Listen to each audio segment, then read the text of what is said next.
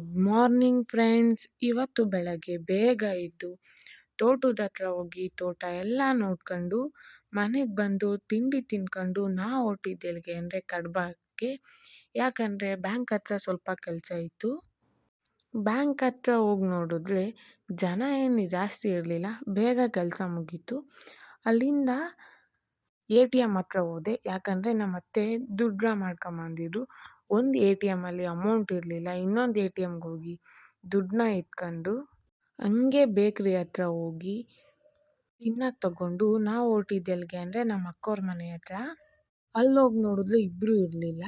ಸರಿ ಅಂತ ಇವಳನ್ನ ಮಾತಾಡ್ಸ್ಕೊಂಬರೋಣ ಅಂತ ಹೋಗಿ ಮಾತಾಡ್ಸ್ಕೊಂಡು ಬಾಯ್ ಅಂತ ಹೇಳಿದ್ಲು. ಇವಳು ಈಗ ಕರೆದಿದ್ದು ನೋಡಿ ಖುಷಿ ಆಯಿತು. ಆಮೇಲೆ ನೋಡಿದ್ರೆ ಅಳ್ತಾ ಕೂತ್ಕೊಂಡ್ಳು. ಮತ್ತೆ ಅವಳನ್ನ ಕರ್ಕೊಂಡೋಗಿ ಮನೆ ಹತ್ರ ಬಿಟ್ಟು ಅವ್ರು ಏನೋ ಟೊಮೊಟೊ ಬೆಳೆದಿದ್ದಂತ ಕೊಟ್ಟರು. ಅಲ್ಲಿಂದ ಮತ್ತೆ ಏನೋ ಸಂಘದಿತ್ತಂತ ಬ್ಯಾಂಕ್ ಹತ್ರ ಬಂದು ಇಲ್ಲಿ ನೋಡಿದ್ರೆ ಇದು ಮುಗಿಯದ ಕಥೆನೇ ಆಗೋಯ್ತು. ಇವ್ರದಂತೂ ಮುಗಿಯಲ್ಲ ಅಂತ ಪಾಪ ಯಾರೋ ಚಾಲನ್ ಫಿಲ್ ಮಾಡ್ಕೊಡಂದ್ರು. ಅವ್ರಿಗೆ ಫಿಲ್ ಮಾಡಿಕೊಟ್ಟು ಮನೆ ಕಡೆ ಹೊರಟು. Good night friends.